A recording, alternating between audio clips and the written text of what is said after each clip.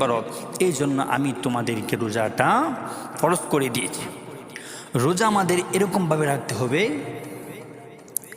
যে আমার দ্বারা যেন কোনো ভাইয়ের ক্ষতি না হয়, আমার দ্বারা কোনো ভাই যেন কষ্ট না পায়, আমার দ্বারা পৃথিবীর কেউই যেন কোনো কষ্ট না পায়। মিথ্যা বলা যাবে না, মানুষের হক নষ্ট করা যাবে না। রোজাটাকে আপনার এরকমভাবে রাখতে হবে, মনে করেন আপনি কাঁটাযুক্ত একটি রাস্তা দিয়ে যাইতেছেন, আপনার দোনো সাইডে কাঁটা, কিন্তু এই রাস্তা আপনার পের হতে হবে। আপনি কিন্তু এরকম সেফে চলবেন যেন আপনার ডান দিকেও বা বাম দিকেও যেন কোনো দিক থেকে যেন কাঁটা না লাগে। আপনার টার্গেট থাকবে আমার এই রাস্তা পের হতে হবে, এই রাস্তা আমার যেভাবে হোক পেরিয়ে ওই পারে যেতে হবে।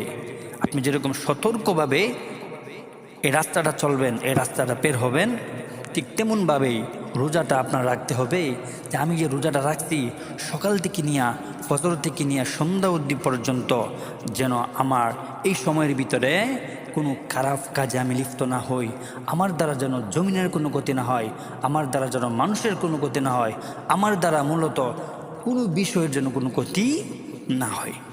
এভাবে যদি আপনি রোজাটুকু রাখতে পারেন, আল্লাহ পাক রব্বুল আলামিন আপনাকেই আল্লাহ পাক রব্বুল আলামিন ভালোবাসবেন। কেমন ভালোবাসবেন জানেন? হাসরের মাঠ যখন কায়েম হয়ে যাবে, মানুষ তখন পানির পিপাসায় কান্না করতে থাকবে। হাজারো হাজারো মানুষ কান্না করতে থাকবে আর হায় উতাস করতে থাকবে, বলবে হে রব, এত গরম সহ্য হচ্ছে না, রব তুমি আমাকে এক ফোঁটা পানির ব্যবস্থা করে দাও। আল্লাহকে ডাকবে, হে আল্লাহ আপনি আমাকে এক ফোঁটা পানির ব্যবস্থা করে দেন, আমাকে এক ফোঁটা পানি দিলে আমি খাইয়া যদি একটু শান্তি পাইতাম। আল্লাহ পাক রব্বুল আলামিন বলেন, আমার ওই সকল বান্দাদেরকে আমি হাউজে কাউসারের পানি পান করাবো, যে সকল বান্দারা চাইলে রুমের ভিতরে গিয়া ফ্রিজ থেকে ঠান্ডা পানি নিয়ে খেতে পারতো, রুমের ভিতরে গিয়া মজার খাবার খেতে পারতো।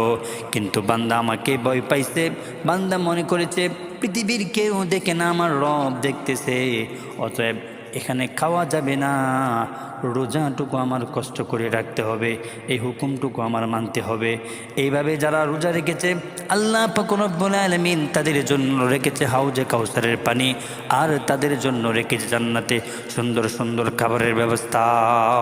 তারা হাসরের মাঠে যখন তারা উপস্থিত থাকবে, হাজার হাজার দিন চলে যাবে, ওই সময় যে মানুষের একটা খিদা থাকবে, ওই খিদাটা আল্লাহ পাক রব্বুল আলামিন মিটিয়ে দিবে।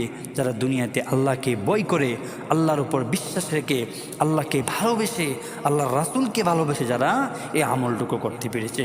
আসেন, সামনে আসছে রমজান মাস, আমরা সকলেই যেন সঠিকভাবে ইবাদত করতে পারি, আল্লাহ তাআলার হুকুম মানতে পারি, রাসূল সাল্লাল্লাহু আলাইহি ওয়াসাল্লামের তরিকা অনুযায়ী যেন আমরা সকলেই চলতে পারি।